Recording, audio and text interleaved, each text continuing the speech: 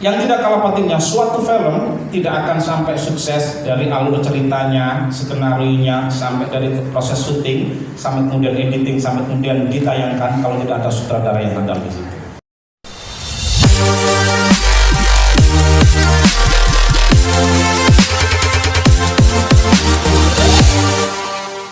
Audio Jungle. Hadirin semuanya, kita hadir dalam acara Sapa Pak Kontak.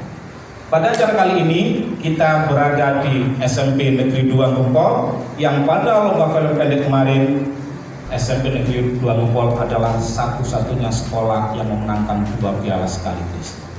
Tepuk tangan untuk SMP Negeri 2 Gempol. Hadirin para pemirsa semuanya, telah hadir pada acara Sapa Pak Kontak kesempatan kali ini. Yang pertama adalah Bapak Haji Mariadi SPD MPD. Beliau adalah Kepala Sekolah SMP Negeri 2 Gempol. Di kanan saya ada Bapak Haji Insinyur Hari Pujianto. Beliau adalah Ketua Komite SMP Negeri 2 Gempol. Dan di kanan kiri kita ada para pemain. Jadi para hadirin semuanya, kalau Bapak Ibu semuanya menyaksikan lomba film pendek yang diadakan oleh DPJ Granat Kabupaten Pasuruan pada tanggal 13 dan 25 Desember yang lalu, adalah salah satu film yang mencuri perhatian, yakni film dari SMP Negeri 2 Gempol yang berjudul Manipulatif. Manipulatif ini berhasil menjadi 5 finalis dan telah ditonton sekitar 6.000 pemirsa yang ada di seluruh dunia. Ini perlu diketahui bahwa film pendek ini bukan saja dilihat oleh orang Indonesia, tapi channel dari YouTube Granat Kabupaten Pasuruan telah ditonton oleh orang Rusia, orang Amerika, Vietnam, dan India. Jadi ketika penampilan anak-anak itu juga disaksikan di luar negeri. Tepuk tangan untuk anak-anak semua. Oleh karena itu, kita perkenalkan ada yang pemain bapaknya dari Rumi, yang kalau dilihat di film itu dia bertengkar dengan ibunya. Berdiri Bapak. Nah, ini bapaknya Rumi yang kemudian membawa Rumi.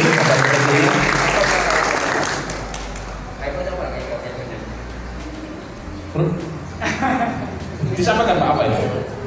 Rumi memang ini milikku.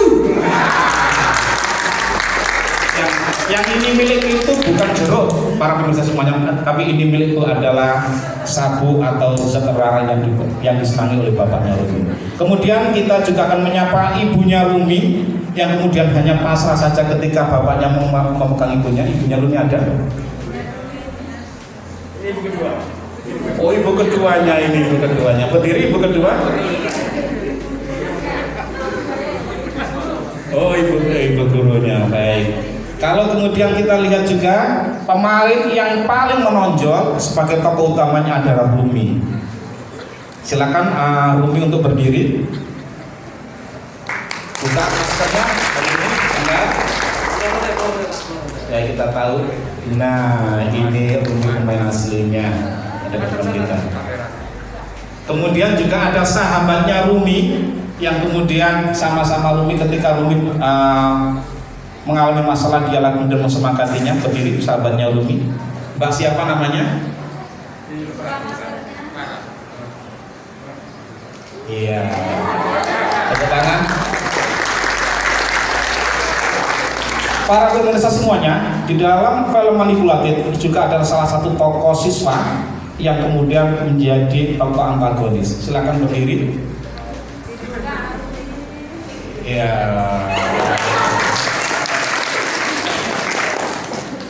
Yang tidak kalah pentingnya, suatu film tidak akan sampai sukses dari alur ceritanya, skenario-nya, sampai dari proses syuting, sampai kemudian editing, sampai kemudian ditayangkan kalau tidak ada sutradara yang handal di situ. Ternyata setelah kita dialogkan akan nanti kita tahu siapakah sutradara di balik heroiknya, di balik film Rumi yang sangat fantastis ini. Ternyata adalah seorang siswa yang namanya Mas Pasa. Saya minta untuk berdiri Mas Pasa dengan yang namanya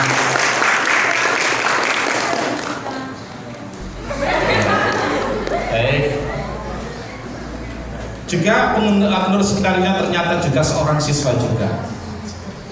Ternyata siswa-siswa SMP Negeri 2 Gempol ini ya dalam membuat karya ini murni semuanya adalah bikinan siswanya. Bahkan dewan gurunya itu diarahkan oleh siswanya. Ini sangat luar biasa sekali. Silakan kemudian penulis skenario untuk berdiri.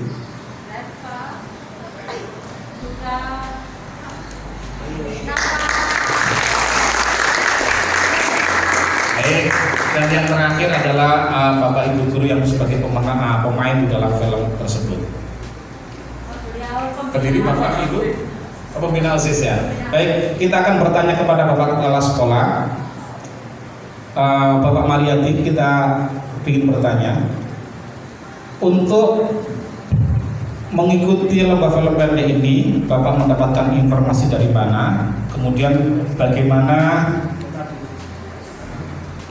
kemudian proses pembuatannya, butuh berapa hari sampai kemudian film ini disetor di Bojonegoro? Kami persilakan.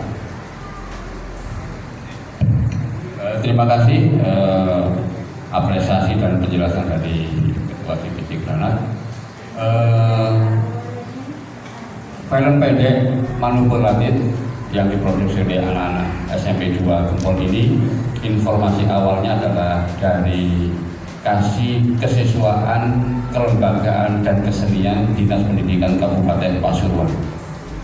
Dari situ kami terima informasinya, kemudian kami teruskan kepada Ibu Nini Mas Nuro selaku Wakil Kepala Sekolah Bidang Kesiswaan untuk menindaklanjuti kegiatan itu. Jawabannya Bu Nini, "Nggak bisa Mbak, waktunya mepet ini Mbak." Gitu. Mepet waktunya Mbak. Lalu saya udah nggak usah sulit-sulit, ambil saja, angkat saja kasus yang pernah diberikan di SMP 2 Gempol, jadikan topik utama itu. Saya kira bisa. Kemudian siapa? Kemudian oleh Bu Dini dikoordinasikan oleh berbagai pihak. Kemudian kami nggak ikut prosesnya bagaimana, tahu-tahunya sudah jadi. Nah, kemudian waktu yang dibutuhkan untuk kegiatan itu sekitar lebih kurang 11 hari. 11 hari jadi, kemudian editing dan sebagainya sudah sampai pengiriman itu sekitar 11 hari itulah. Dan itu yang bisa dilaksanakan oleh teman-teman, terutama oleh anak-anak semuanya. Saya tidak tahu pasal ini pada waktu lomba ini berbarengan dengan kegiatan sekolah yang PTM kalau tidak salah pada waktu itu. Kemudian apa kebijakan yang Bapak ambil sehingga tidak mengganggu proses belajar bagi anak-anak meskipun mereka juga proses syuting juga? Yang jelas pelaksanaan sepenuhnya itu dilaksanakan di luar kegiatan PTM. Jadi setelah PTM pulang tidak mengganggu belajar bagi tidak mengganggu sama sekali. Jadi anak-anak setelah melaksanakan PTM pulang, kemudian anak baru menata seperti itu. Baik, terima kasih. Saya sekarang kepada sutradara. Jadi ini mohon maaf, mic-nya ditekan. Kita akan bertanya pada sutradara muda kita, Mas Pasa. Mas Pasa, ini kesulitan apa yang Mas Pasa alami ketika kemudian proses pembuatan film pendek ini? Untuk kesulitan pasti banyak. Mungkin yang pertama itu ya waktu. Saatnya mepet karena itu dilakukannya kan di luar PTM. Juga terbatas. Terus yang kedua juga cuaca yang kurang mendukung biasanya, pas siang tiba-tiba hujan. Terus yang kedua mengkondisikan aktor, mengkoordinasikan aktor-aktor yang lumayan menantang. Ini untuk memilih pemain ini dilakukan audisi atau kemudian Mas Pasa melihat feelingnya atau bagaimana Mas Pasa? Iya, mengikuti insting saja saya. Oh, mengikuti insting, luar biasa. Jadi masih muda mempunyai insting untuk melahirkan aktor dan aktris yang besar. Saya bertanya kepada pembuat skenario-nya. Jadi kan gini, ini skenario ini kalau kita lihat di film pendek manipulatif itu ada dua bahasa, ada bahasa Indonesia dan bahasa Jawa juga. Ini bagaimana adik siapa? Adik Reva ini membuat skenario ini. Jadi apa yang Mbak Reva kemudian tuangkan dalam skenario ini dari paparan Pak Kepala Sekolah menyangkut masalah-masalah yang dihadapi di sekolah. Monggo. Dalam membuat skenario ini apa yang kemudian melatar belakangi Mbak Pasa? Mbak Rasa ya? Mbak Reva ya, Mbak Reva. Namanya mirip-mirip Pasa dan Reva. Monggo Mbak Reva. Jadi sebenarnya buat skenario alur ceritanya itu murni imajinasi sendiri karena sisinya juga dengan kasus kemarin yang sempat dialami. Ya murni itu nih. Iya. Jadi ternyata kan begini, membuat skenario itu insting juga. Jadi kemudian dari pengalaman yang sudah pernah terjadi, ternyata daya tulis dan daya imajinasinya Mbak Reva itu luar biasa, sehingga kemudian alur ceritanya ini mengalir begitu hebatnya. Luar biasa, tepuk tangan untuk Mbak. Saya tanya kepada orang pemerannya ini, Pak Guru ini. Jadi Pak Guru ini, mohon maaf, yang jadi ayahnya Rumi ini mengaku pelajaran apa di sekolah? Kok sepertinya aktingnya itu adalah seorang benar-benar bapak yang antagonis sekali gitu. Monggo Pak. Terima kasih. Nama saya sebenarnya Pak Tommy Darmawan. Saya mengampu mata pelajaran seni budaya. Kebetulan jadi di situ ada seni teaternya. Jadi saya ambil sedikit, saya terapkan di filmnya anak-anak. Itu saja. Jadi kalau kita lihat di film awalnya itu kan kelihatannya bapaknya Rumi ini itu bertengkar hebat dengan ibunya. Apa kemudian pemainnya yang diramalkan oleh bapak ini benar-benar kemudian di luar ekspektasi, misalnya kan gini, kok kemudian ngakunya kok temenan gitu. Apa kemudian memang di setiap hari di sekolah punya karakter untuk ngamuan begitu Pak? Nah ya, kebetulan sebelum fit itu diambil itu banyak waktu yang tak bisa konsentrasi. Saya dengan ibu yang ibunya Rumi ini nggak sinkron, jadi baru acting ketawa itu berulang berkali-kali. Jadi ternyata skin itu diambil tidak hanya satu kali dan berkali-kali ya. Sehingga kelihatan pada waktu yang berkali-kali itu pas yang ngaku teman-teman begitu ya. Luar biasa. Kita sekarang bertanya pada ibunya Rumi. Bu Guru, ini apa yang kemudian menjadi kesulitan ibu ketika memerankan seorang guru yang menghadapi anak-anak yang kalau kita lihat itu pada waktu di kantin anak-anak itu kemudian dan sebagainya, kemudian ibu ini datang. Apa yang menjadi kesulitan ibu ketika memerankan itu? Mungkin kemarin juga hampir sama dengan Pak Tommy. Perkenalkan dulu, ini saya Bu Ayu Datul Manzil, saya mengajar BK. Mengajar BK. Ya.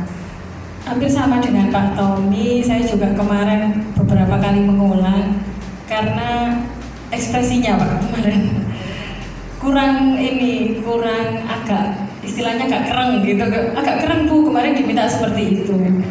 Nah itu yang meminta itu anak-anaknya Bu ya? Nah dari sutradaranya ya ini baru terjadi di film di film lomba film ini anak-anak mengarahkan guru. Iya betul sekali Pak.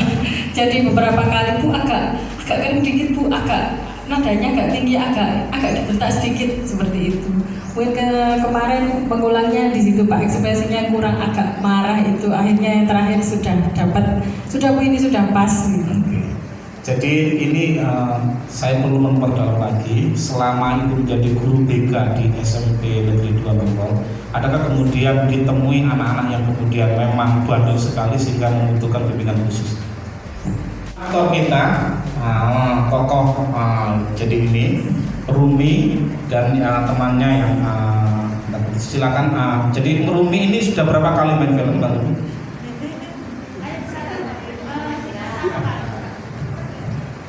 Pertama kali. Jadi ini film manipulatif pertama kalinya filmnya Mbak Rumi. Iya. Luar biasa, satu kali main masuk kemudian masuk finalis. Jadi Mbak Rumi sekarang kelas berapa? Kelas 9. Sudah kelas 9 ya. Jadi selama proses syuting itu, apa yang kemudian Mbak Rumi paling benci dari teman-teman yang lainnya? Soalnya pas sudah serius tapi tiba-tiba ada yang tertawa itu Pak. Oh. Pas akhir-akhir tiba-tiba ada yang tertawa itu. Akhirnya ngulang lagi begitu ya? Tidak suka.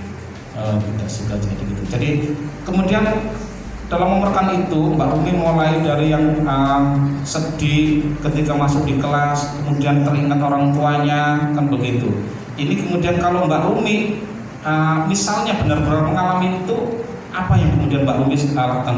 Terakhir Mbak Rumi melihat ada temannya, mohon maaf, itu yang mau berbuat macam-macam sampai meninggal dunia itu. Kalau ini kan tentunya ini dalam film. Kalau misalnya Mbak Rumi menghadapi di luar, bagaimana tindakannya Mbak Rumi? Kalau ada yang seperti itu,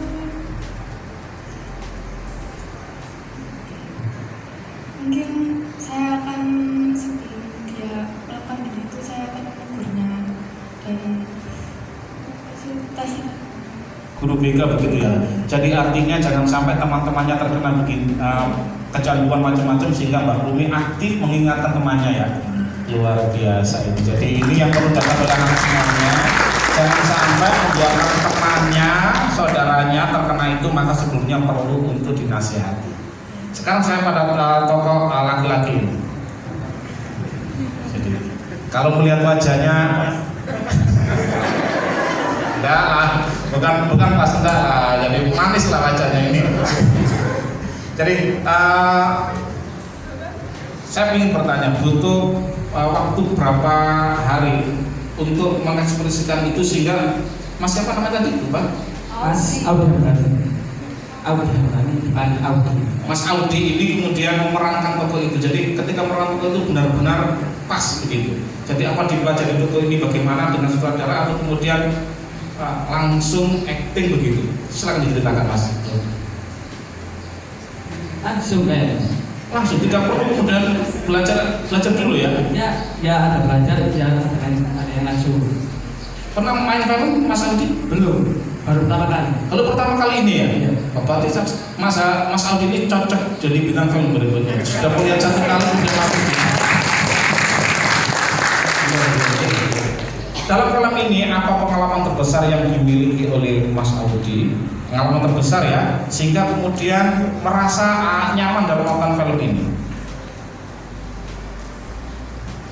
Selama pembuatan film ini apa yang kemudian paling dirasakan, paling kesan yang paling terkena di Mas Audi?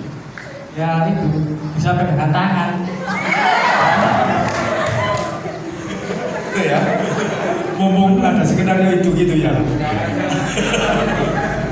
Ya, jadi kalau sudah begini kasus namanya, mengambil kesempatan dalam kesempitan ini. Ya, jadi Mas Audi, jadi begini, saya juga bertanya, itu kan hanya film. Jadi Mas Audi ini kan tentunya di rumah sudah dibekali macam-macam begitu ya.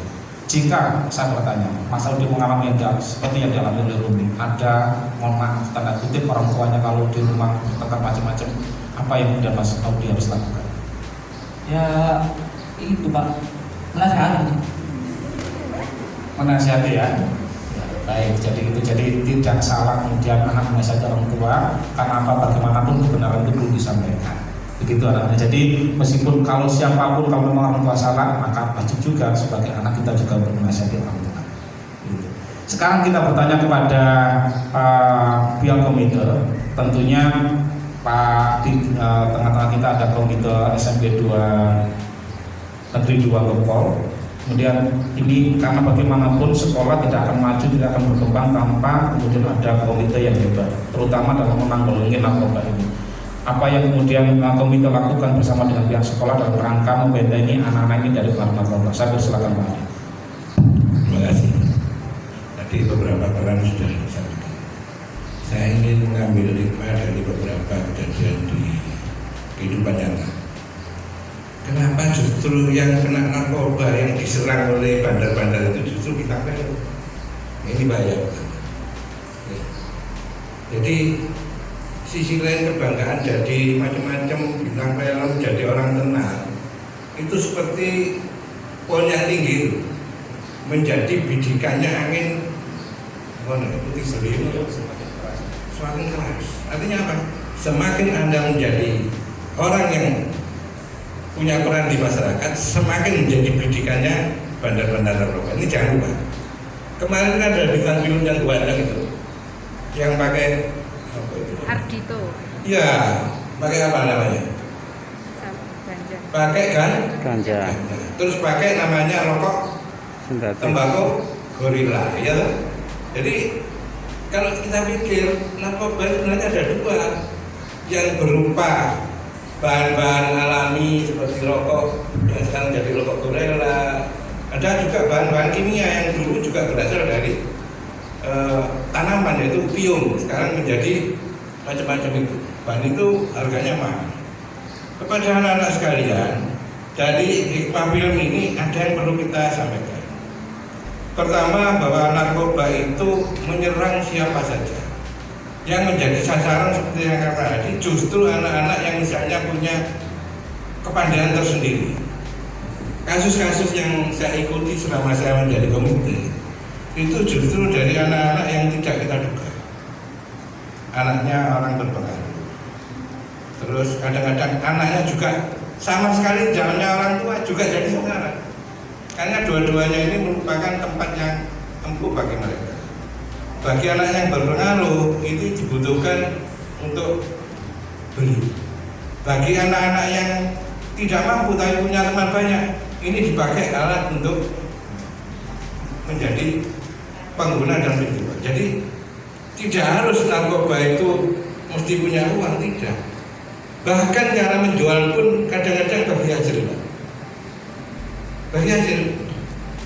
Tahap pertama itu, ini saya sudah masuk ke materi yang mungkin agak ini ya, menunjukkan saya tidak ingin mempelajari tapi ini saya buka supaya Anda sekalian tahu bahwa narkoba itu tidak dibutuhkan uang.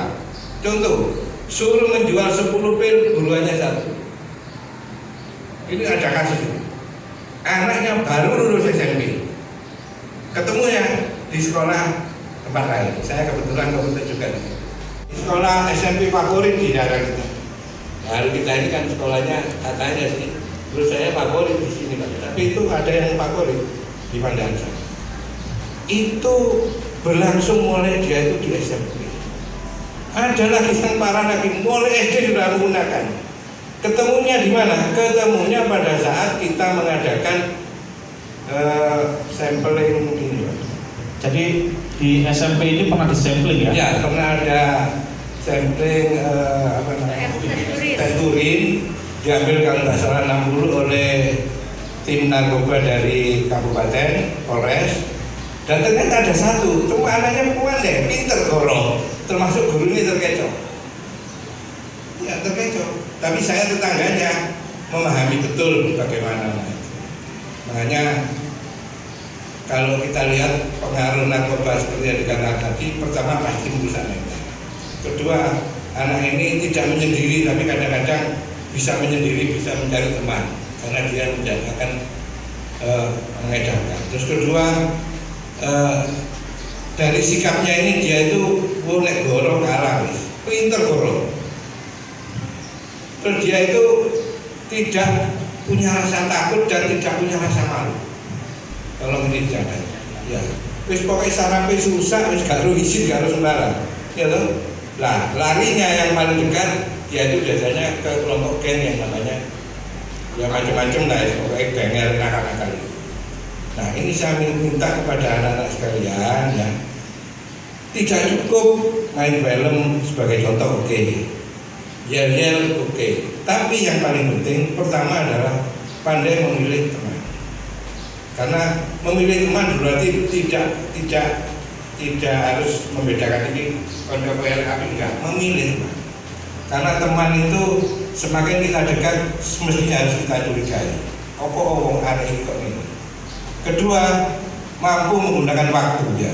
Anak-anak yang kena narkoba itu tidak di sekolah, di luar sekolah. Panitia belajar berkelompok yang paling banyak itu. Nah, ini supaya anak-anak juga bisa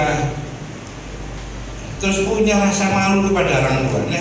Dan keluaran itu lebih besar disampaikan oleh Pak Komite ini, dan Pak Komite bersama dengan nanti kepala sekolah bersama-sama untuk membentengi anak semuanya. Yang terakhir yang bisa saya tanyakan pada Pak Kepala Sekolah dan Ibu kesiswaan dan kesiswaan.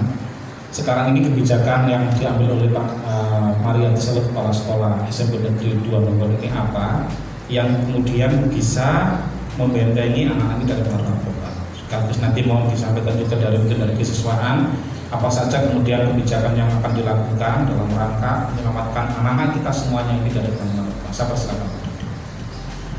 Kebijakan-kebijakan yang telah sedang dan akan kami lakukan antara lain adalah yang pertama adalah sosialisasi tentang narkoba lewat beberapa media, bisa media yang kita miliki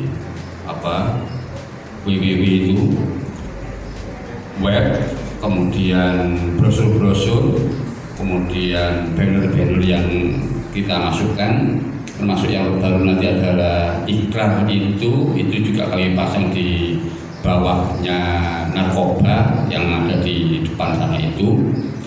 Kemudian sedangkan narkoba untuk banner sudah kami pasang beberapa waktu yang lalu.